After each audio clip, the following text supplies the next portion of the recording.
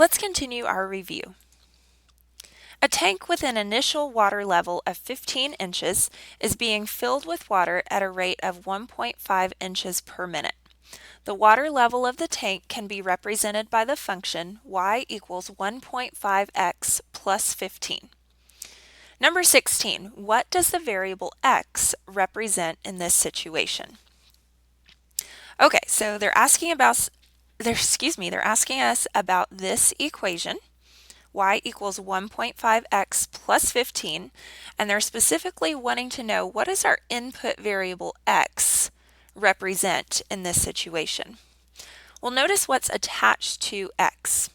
There's a 1.5 as its coefficient. And let's read about that 1.5. It says it's being filled with water at a rate of 1.5 inches per minute. 1.5 inches per what? Per minute. So x is the number of minutes. That would be answer B. Number 17, the domain is discrete or continuous. Okay, so domain is our input variable, which in this problem is x, and we just said that x is the number of minutes.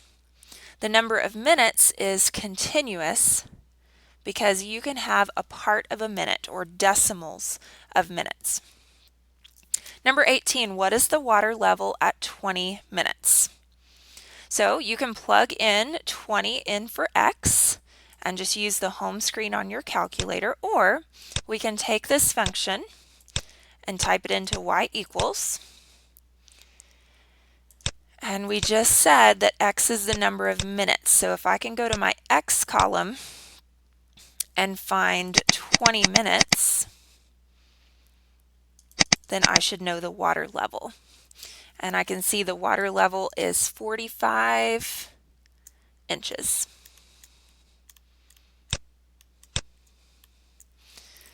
Okay, number 19, which of the following is the best estimate of the time it will take for the water level to reach 70 inches? So right now at 20 minutes, I'm at 45 inches. Let's go in our table to see, 70 inches is not exactly in our table, but notice in this problem, they're just asking for the best estimate.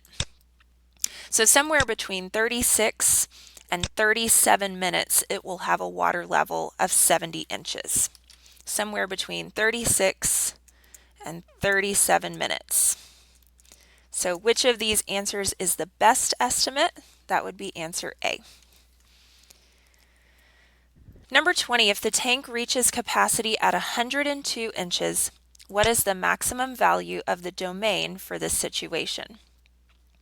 So let's go see if we can find 102 inches. Oh, and look, it's actually in our table, and we can see that happens at 58 minutes. Okay, so at 58 minutes, the tank has to stop filling because there's no more room for the water. It reaches capacity, meaning it can take no more water after 58 minutes. The graph below shows y, the cost of going to a carnival and playing X games. So notice on our graph we have cost on the y-axis and number of games on the x-axis. And what this graph is showing us, for example, if I just take a random point like here at 4:16, okay, the x value tells us how many games were played. So for 4 games, the y value, 16, tells us the cost was $16. Number 21, what is the initial cost to enter the carnival? Initial just means beginning amount. And so if we're just entering the carnival and playing no games, or 0 games, we can see that that's going to cost us $10. Number 22, what does the ordered pair 6, 19 mean for this function? Okay, so let's find that ordered pair. 6, 19 is here. And just as we discussed previously, that x value tells us the number of games, so that means 6 games cost us, the y value 19 tells us it cost $19. So the cost for 6 games is $19. That would be answer A. Number 23, what is the domain of this situation? Well, the first thing I want you to notice on this graph is that we have quite a few points, but they are not connected. They are separate individual points. Because of that, I know I need to write my domain as a list of numbers, not as an inequality. So I'm going to eliminate answer A and B. Okay, well, we know domain means the x values of a relation. So if I go through and look at each of these points, the first point is at 0, 10. The second point is kind of hard to tell, but it doesn't really matter. It has an x value of 1. The next point has an x value of 2, and so on. We can see that we're increasing our x value by 1 each time. So we have 0, 1, 2, 3, all the way up to 7 as our x value. That would be answer C. Sam wants to have a bouquet of roses delivered to his mother. He goes to Marissa's flower shop where they charge $3 per rose plus $16 for delivery. Number 24, what function could be used to find the cost, C, of ordering and delivering our roses? So we're trying to write a function to find C. I'll start my equation with C equals. And it says in the problem that it's $3 per rose. So I'll have to take $3 times the number of roses he's buying plus $16 for delivery. Okay, so notice we have our input variable R, which is our domain, and R is the number of roses. Okay, so our domain here is discrete because he can't order part of a rose. He can order 1, 2, 3, 4, and so on, but he can't order parts of roses. 26, Sam wants to spend between $25 and $35. What is the domain of the function for this situation? Okay, so it's always helpful to build a table. We have some space here where we can actually go and draw a nice table with labels. Our domain, we already said, is roses. And our output variable, C, represents the cost. And it says he wants to spend between $25 and $35. That represents the cost. So we're going to put 25 and 35 in our cost column. Notice though that I left some space because that's his range of numbers and we want to try to find how many roses he can buy. So let's go to our calculator and type in our function. It's $3 per rose plus $16 for delivery. And I'm going to my table. I'm going to start it at 0 here. 0 roses cost $16. Well, he wants to spend between $25 and $35. So let's go to $25, where I see he can buy 3 roses. Okay, can he afford 4 roses? Yeah, 4 roses cost $28. We're still between 25 and 35.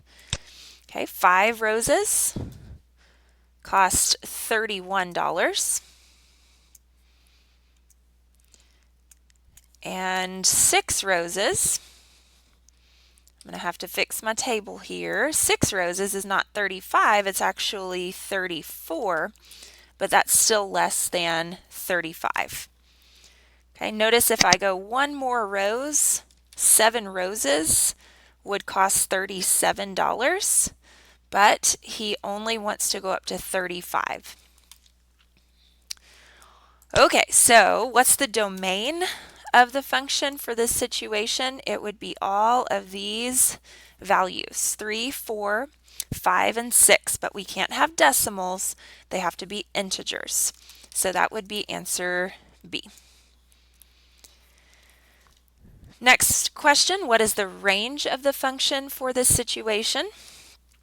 Because our domain is discrete, it's going to force our range to be discrete as well, which means that our answer has to be right here. Those values match. Answer D.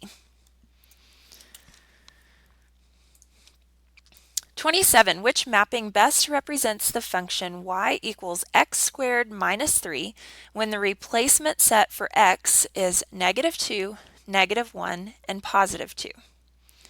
Okay, so I know there's some fancy wording going on in this problem, but really we can use our same process here. Let's take our function and put it into y equals. Let's go to our table, and they tell us the replacement set for x is, I know that sounds fancy, but they're telling us x is -2, -1, and +2. Let's go fill in our table for y. When x is -2, y is 1. And I'm filling in the rest. Okay, there we go. So we need to see which mapping represents that table that I just built.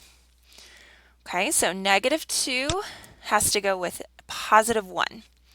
In answer A, -2 goes to 7, so we know A is not correct. B, -2 goes to +1, that looks good. -1 goes to -2, also good. And 2 goes to +1. So answer B matches up. Number 28, which relation is represented by the mapping shown? On this one, I think it's helpful to build a table. And we can see that in this mapping, there are 3 arrows. So I should have 3 ordered pairs. Let's start with the first arrow. I have an x value of 1 and a y value of 2. Okay, our next arrow tells us the x value is 2 and the y value is 4. And the last arrow tells us the x value is 2 with a y value of 6. Okay, so which relation is represented by that mapping shown? We have a 1, 2. That looks good. 2, 4. Oop, A is not correct. 2, 4. And 2, 6. Answer D. Number 29, which table does not represent y as a function of x? Again, some fancy words here, but really they're just asking which one is not a function. Okay, for a relation to be a function, all the x values have to be different. And we can see in answer A, all these x values are different. Okay, same for B. All the x values are different. But in C, there's a -0.2 that repeats. So C is not a function. Okay, let's look at some old material that you're still going to have to know how to do for your upcoming test. Number 30 says to simplify, and we have 2 sets of parentheses. To simplify that, I'm going to have to distribute twice. The first time, 4 times x gives me 4x. 4 times -2 is a -8. Okay, in the next part, I'm distributing a -5. -5 times x is -5x. -5 times 4 is -20. Okay, then I notice I have some like terms. I have a 4x and a -5x. I can combine those together, and there's 2 ways to do that.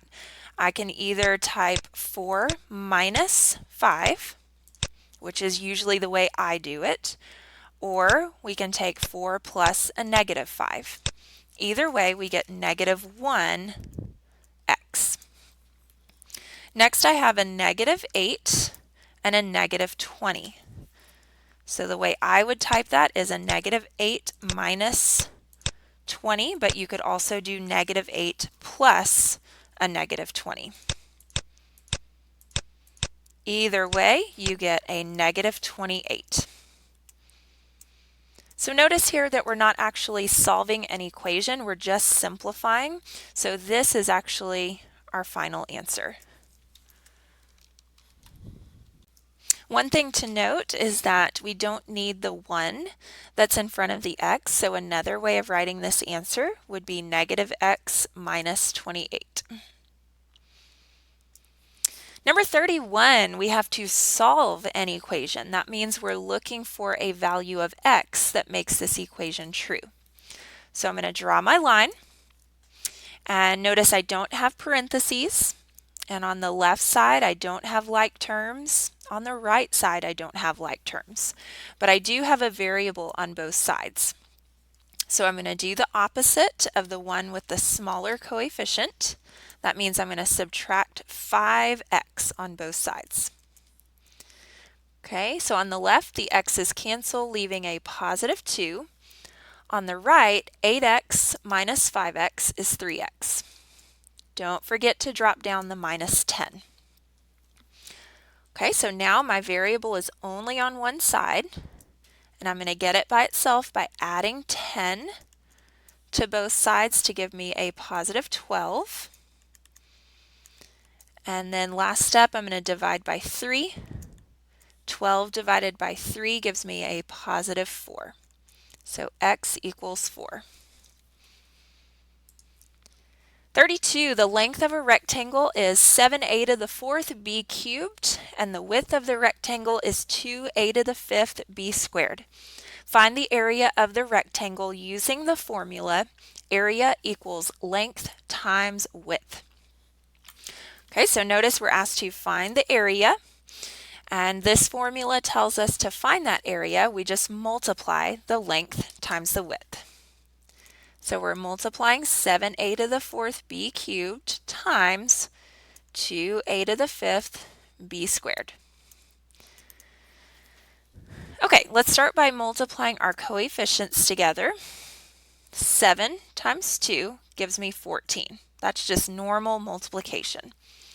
But when I go to multiply my a's together, the rule is to add its exponents. 4 plus 5 gives me 9. Okay, for b, when I multiply the b's, I'm going to add up a 3 plus 2, which gives me 5. 33, Alyssa is ordering a flower arrangement. She can choose any combination of roses and carnations for her flower arrangement, and she does not want to spend more than $30. If roses cost $4 each and carnations cost $3.25 each, which inequality represents all possible combinations of X roses and Y carnations? So on a problem like this, I like to start by matching up the correct cost with the correct thing. And in this problem, we have two different things or flowers that she is buying. She is buying roses, which is represented by the letter X, and it says roses cost $4 each. So I know I need to multiply 4 times X, the number of roses she's buying. Okay, next the variable Y is the number of carnations, and those cost $3.25 each. So I multiply 325 times Y, and if I add those up, that should give me her total.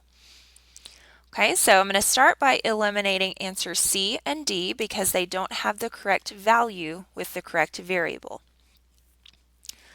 Okay, so now I'm down to A or B, and I have to decide if it's greater than or less than or equal to. Notice it says she does not want to spend more than $30. So that means she wants to spend less than or equal to $30. Number 34, a cable company charges $75 for installation plus $20 per month. Another cable company does not charge an installation fee but charges $35 per month. For how many months of cable service would the total cost from either company be the same? So notice they're asking for how many months. I'm going to use M as my variable.